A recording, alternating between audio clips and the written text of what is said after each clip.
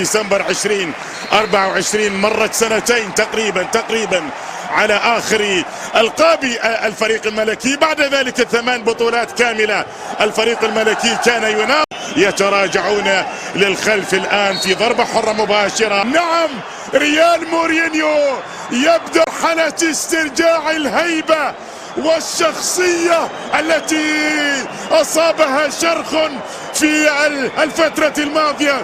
هدف أول من جود بيلينغهام، وقبل قليل كنت أقول جمهور ريال مدريد يتمنى استمرارية جود بيلينغهام كما كان في المونديال. جمهور ريال مدريد بالهدف الأول، الهدف الذي يصنع ابتسامة برناردو بعد سنوات طبعا طويلة جدا مع السيتي، لكن انطلاقة وريال مدريد والبحث عن الهدف الثاني في المباراة. أردا جولر يأتي بكرة والكرة تلعب وتبعد، ولا زالت مدريدية في هذا المكان.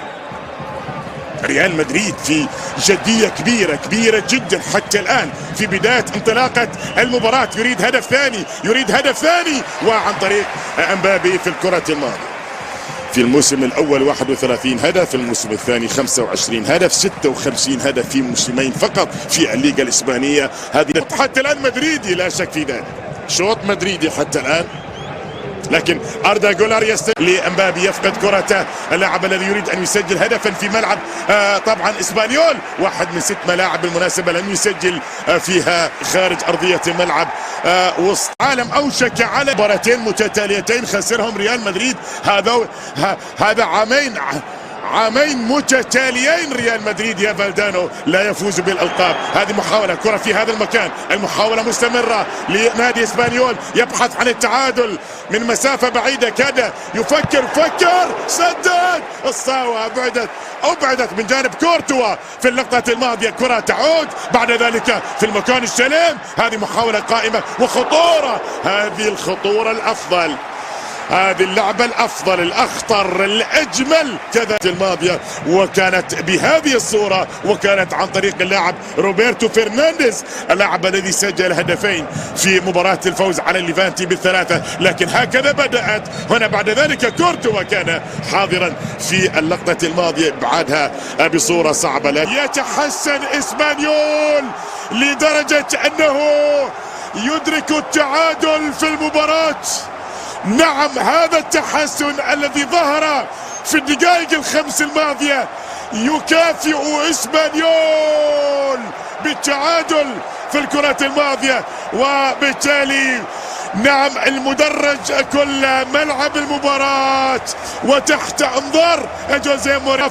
كالترافا دولان بدأ في المكان السهل، كالترافا هنا في المكان السهل يسجل هدفا في غاية الأهمية، يعيد فيه يعيد فيه اسبانيول. كالترافا هنا يفرح والأنصار كذلك أيضا.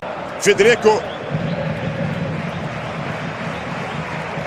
في اللقطة التاريخي بين يورجن كلوب وبين طبعا جوارديولا، لكن هذه انطلاقة كرة في هذا المكان مرة أخرى عن طريق أيضا برناردو سيلفا، يعيدها للخلف الآن عن طريق تعود. الله على المرور، أنت فتنة أردا جولر، أنت فتنة كروية جميلة. هذه الفتنة هنا في اللقطة الماضية. عينك مرة أخرى، الله. نعم، عيدها مرتين 3 لأن هي من المتعة أن تكون فتنة. يا لها من مرمى، أصبحوا هم الأخطر، لديهم كرات خطيرة، عرضياتهم في منتهى الخطورة. مرت هذه الكرة من الإنجليزي، وهنا أيضا خادعت. الصافرة تحضر والخطأ كذلك يحضر، وصافرة نهاية زمن شوط المباراة الأول كذلك تحضر من حكم مباراة خوزيه ماريا سانشيز، الذي هذه المباراة في الشوط الأول على أقل تقدير كانت الأمور عند التعادل بلا تبديلات. بالمناسبة يبدأ الشوط الثاني من هذه المباراة لا تبديلات في جانب ريال مدريد عند مورينيو، وبعد ذلك هذه الأولى عارضة، وبعد ذلك هذه الأولى ضربت في العارضة، أبعدت من حارس المرمى، ودومفر فيني تقدم، فيني انطلق، فيني وصل الآن ومحاول المرور، وبعد ذلك لا شيء يقول حكم المباراة خوزيه ماريا سانشيز، لا شيء في اللقطة الماضية،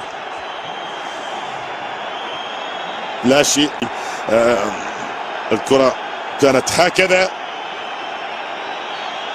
وهنا السقوط من جانب فينيسيوس،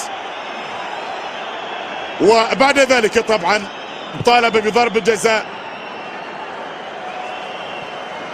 في اللقطة الماضية، وفيني تقدم، وفيني يأتي الكرة الماضية وتصل بعد ذلك لأن تكون إلى رمية تماس. استبسال كبير من جانب لاعبي نادي اسبانيول في المباراة، لكن الضغط أيضا يستمر ويتزايد من جانب ينهم من مرور، والكرة تلعب في هذا المكان، الاستقبال والتسديدة بعد ذلك كانت من جانب مبابي.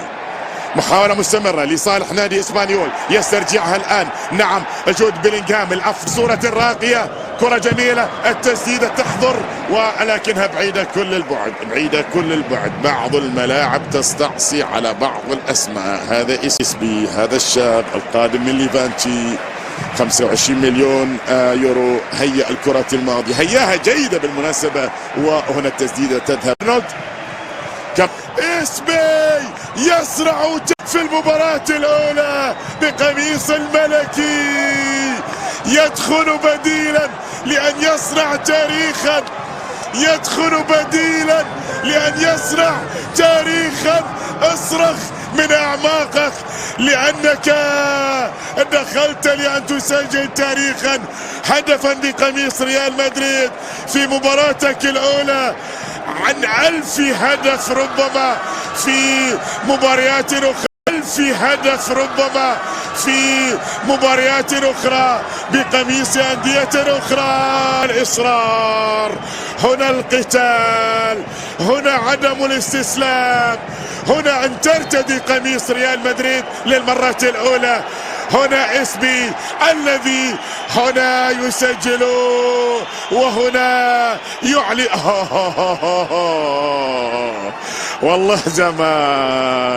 والله زمان يا مورينيو عندما كنت تفرح وتركض وتطرب. هذه المباراة مدى الحياة عندما دخلت بديلا في مباراتك الأولى وأهديت الملكي.